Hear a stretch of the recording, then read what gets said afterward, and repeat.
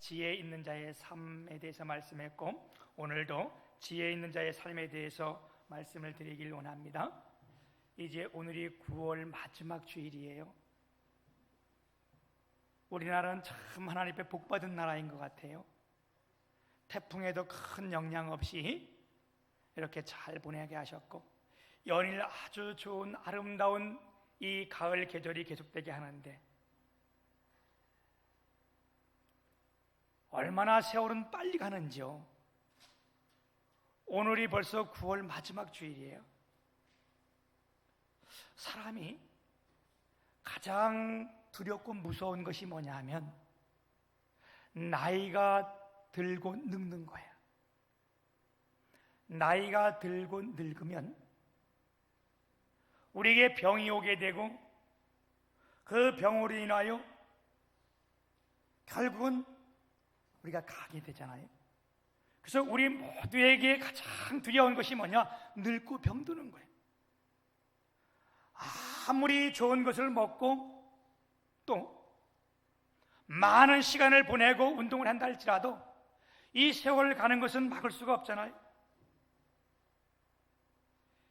인생은 시간이요, 시간은 생명입니다.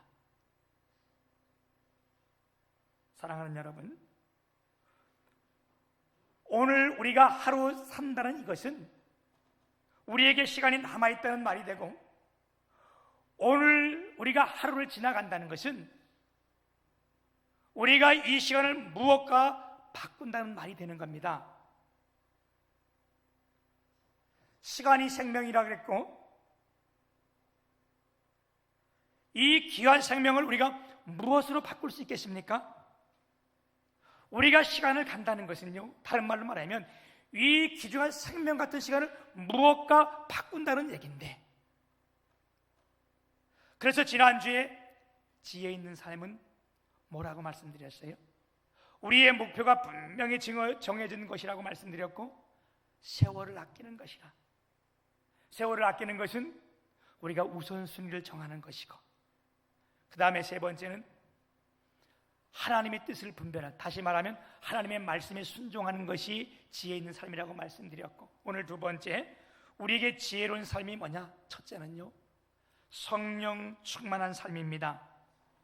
아멘. 오늘 말씀 18절에 보게 되면 술 취하지 말라, 이는 방탕한 것이니 오직 성령으로 충만함을 받으라, 이렇게 말씀하고 있어요. 술 취하지 말라, 이는 방탕한 것이니. 여러분, 우리에게 지혜로운 삶이란 뭐냐? 방탕한 삶이 아니 되는 것이 지혜로운 삶이라 말씀했고, 그 방탕하지 않는 것은 성령 충만을 받는 길이라고 말씀했어요. 우리 성경에 보게 되면, 창세기 6장에 보게 되면 노아란 사람이 있는데, 노아는 의인이요 당대에 안전한 자라, 그가 하나님을 경외하며 그랬어요. 여러분, 그 당대에 완전한 자이며 의인이고 하나님을 경외하는 노아가 그 시대에, 아주 악한 시대에 이렇게 이 노아를 소개하면서 하나님께서 이 시대가 얼마나 악했는지 어떻게 했어요? 거기를 다 멸망시키기 위하여, 다시 말하면 사람이 호흡하는 거나 짐승 모두를 다 주님이 심판으로 다 죽이기로 작정을 하신 거예요. 이럴 때라도 하나님이 이 노아를 선택하여 노아에게 방주를 짓게 하고,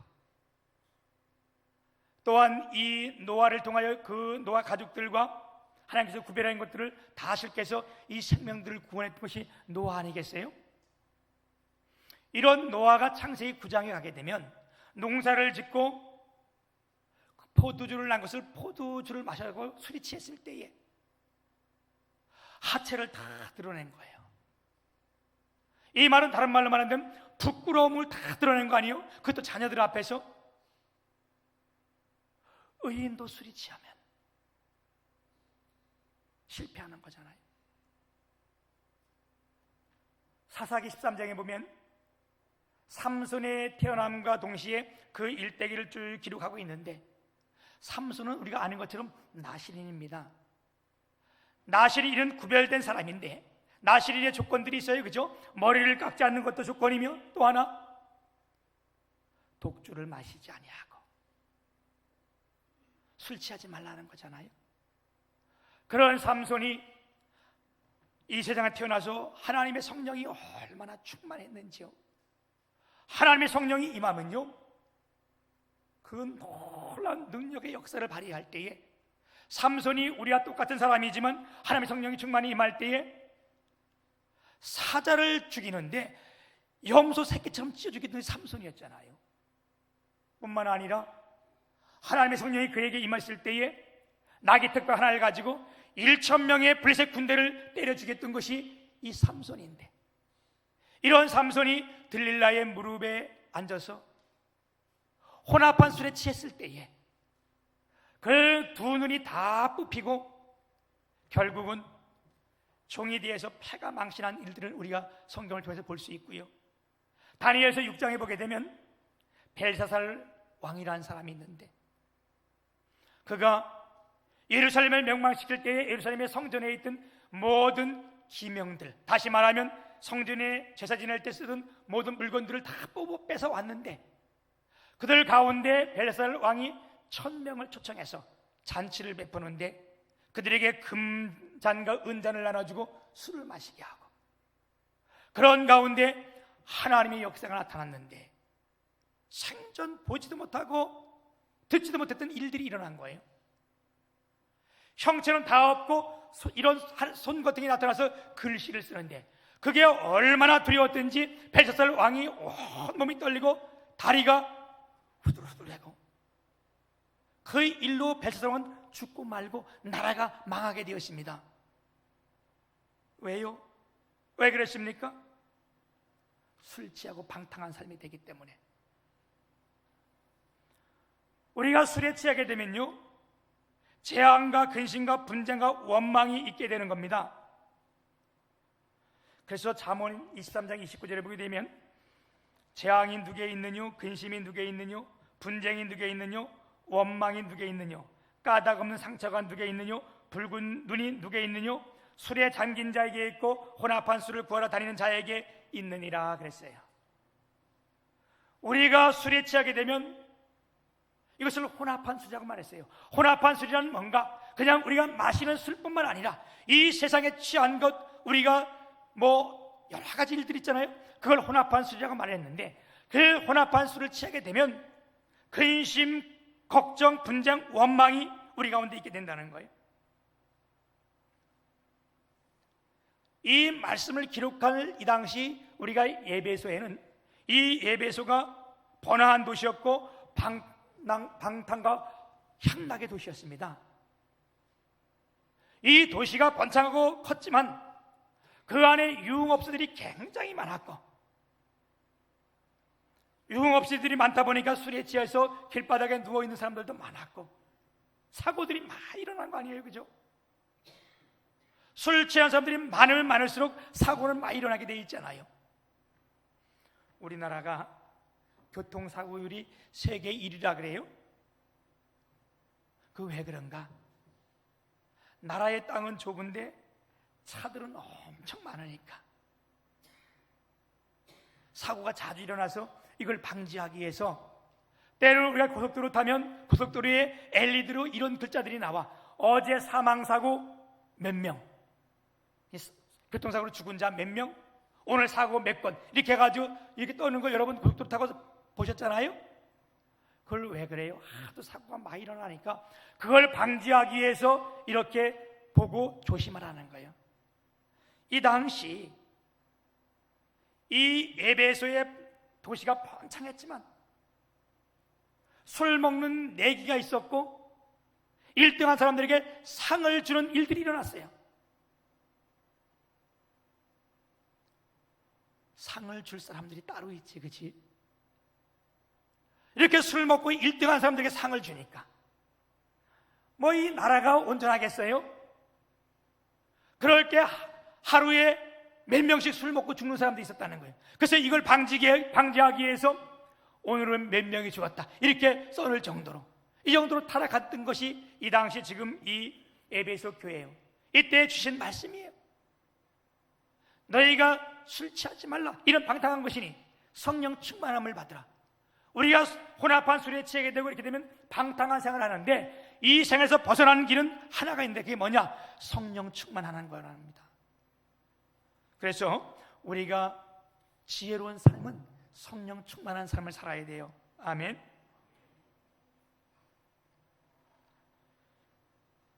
우리에게 가장 큰 선물이, 인류의 선물이 무엇인가?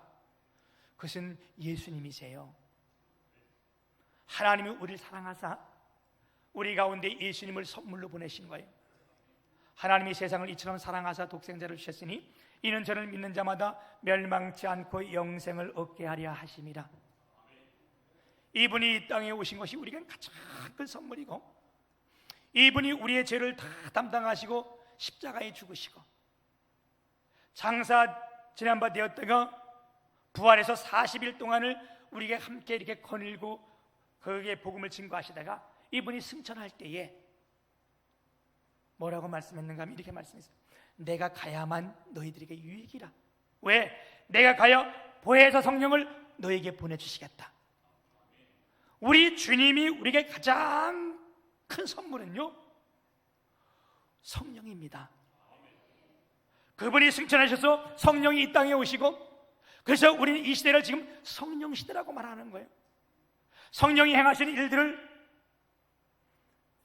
저희가 한마디로 말하는 것이 굉장히 힘들고 어렵다 그랬어요. 그렇게 할 수도 없어요. 왜?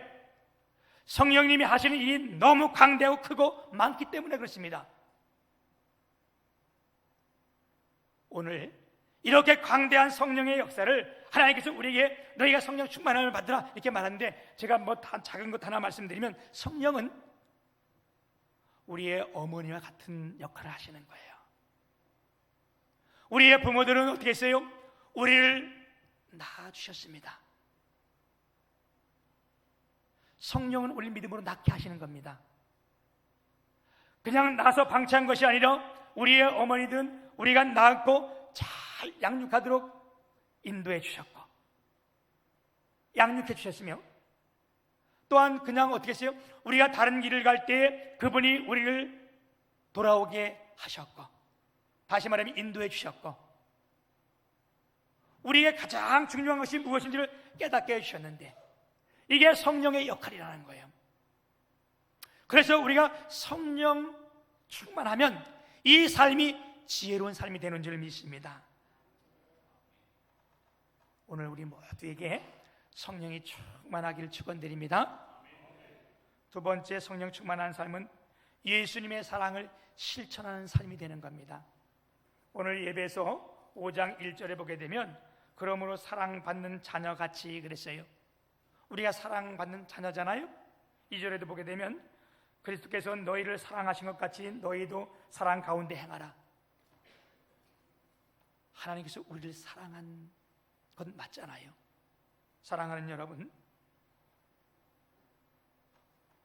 우리는 이미 하나님의 사랑을 입은 자들입니다. 하나님께서 우리의 죄를 다 감당하셨기에 우리의 모든 죄를 용서받은 사람들이고, 우리의 허물을 다 용서받은 사람들이고, 심지어 어떻게 해요? 우리가 영원히 구원받은 사람들이잖아요. 이게 누구로 말미암아? 예수 그리스도로 말미암아 이렇기 때문에 우리가 이 예수 그리스도의 사랑을 뭐하는 자? 실천하는 자가 지혜로운 삶이라는 겁니다. 우리가 예수님을 닮는다 그럴 때 겉모습만 닮는 게 아니에요. 그거 가지고는 안 돼요. 그죠? 우리가 지난 한 2주 동안 굉장히 이슈가 됐던 것이 뭐냐면, 화성 연쇄 살인 사건, 이것이 이제 다시 범인이 지목되면서 엄청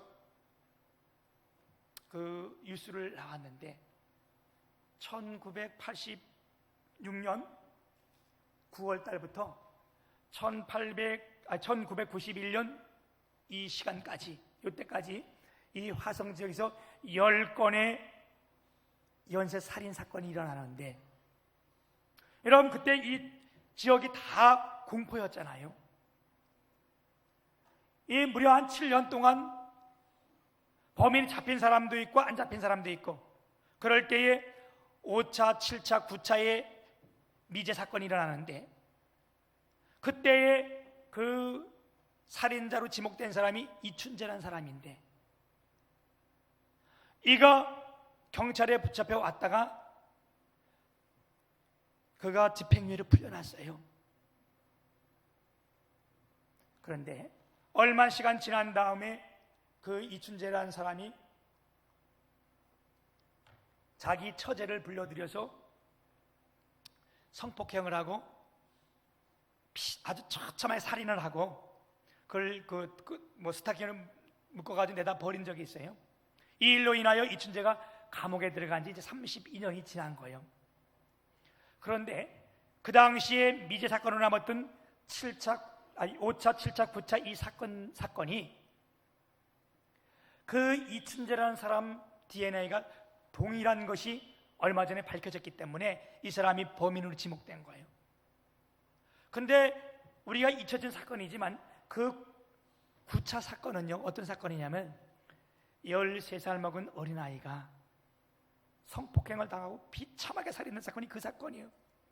얼마나 이 수법이 잔인했는지 그것을 당시 그 조사를 하고 했던 경찰들이 경악할 정도로 잔인한 수법이었어요. 제가 왜 이 말씀을 드리는가 하면, 그래서 제가 이 사건을 이렇게 보면서 그 당시 이춘재의 얼굴이 그 인터넷 들어가 나왔더라고요. 그래서 나는 이 이춘재라는 사람이 정말로 얼굴이 험악하고 엄청 우리가 근접해도 못할 이런 사람인 줄 알았는데, 그걸 보면서 제가 깜짝 놀란 것이 뭐냐면 얼굴이 굉장히 평범하고 아주 몸도 가냘프며 키도 헌출하고 완전 미남이었어요. 겉에서 볼 때 정말 손색이 없는 사람이었어요. 무슨 말씀인가 하면, 여러분, 우리가 예수님을 닮는다, 예수님의 사랑을 실천한다, 이것은 우리의 겉으로 드러나는 것이 아니라는 거예요. 겉으로는 얼마든지 이것이 모습을 드러날 수 있지만 정말 우리가 예수님을 닮고 지혜로운 삶은 뭐냐? 이분의 사랑의 실천을 담는 거예요. 그분의 사랑이 어떤 사랑이었는가? 5장 2절 뒤에 이렇게 말씀해요. 그는 우리를 위하여 자신을 버리사 향기로운 제물과 희생 제물로 하나님께 드리셨느니라. 그분인 사랑은 어떤 사랑인가? 완전히 드려진 희생의 사랑이라는 거예요. 그리고 그분의 사랑은 어떤 사랑인가? 용서의 사랑이라는 거예요. 아멘. 누가복음 6장 35절에 보면 오직 너희는 원수를 사랑하고 선대하며 이렇게 말씀했고, 마태복음 5장 44절에도 나는 너희에게 이르노니 너희 원수를 사랑하며 너희를 박해하는 자를 위하여 기도하라. 주님이 친히 하신 말씀이에요.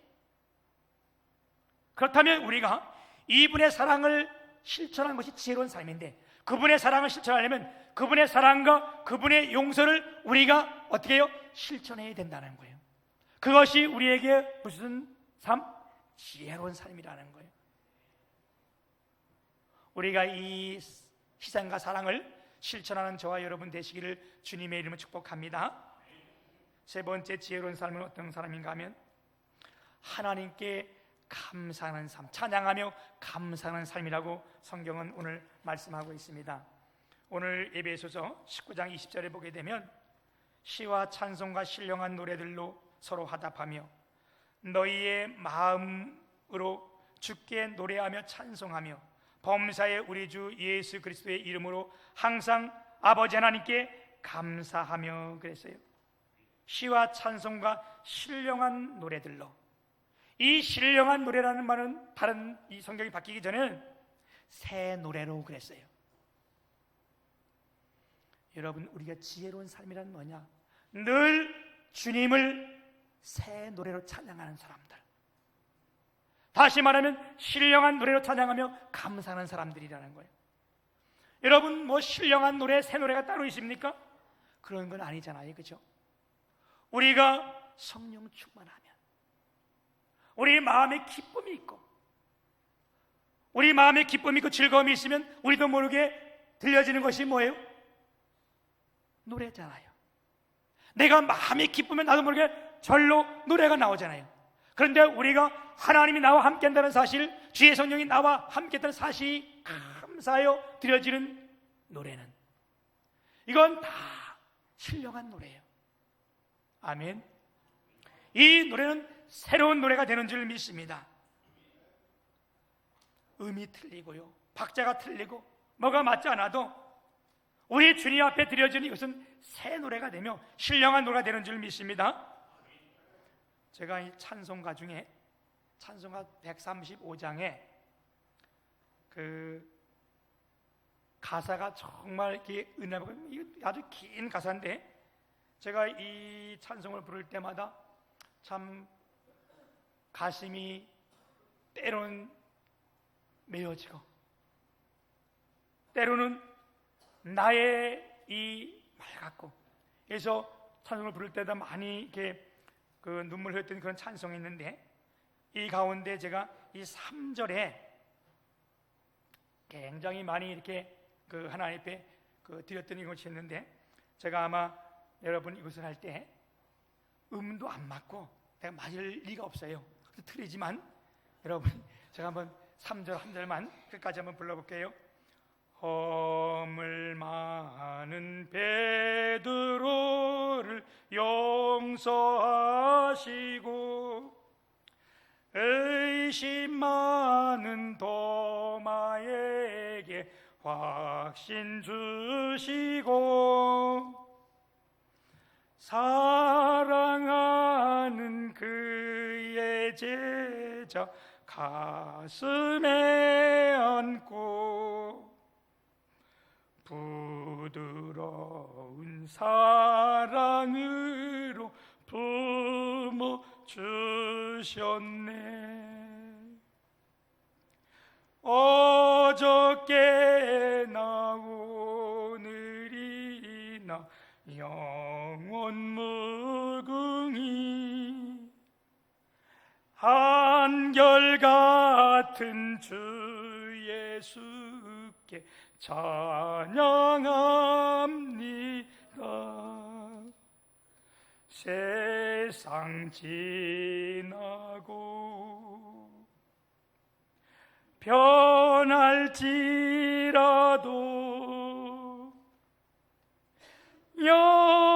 영원하신 주 예수 찬양합니다.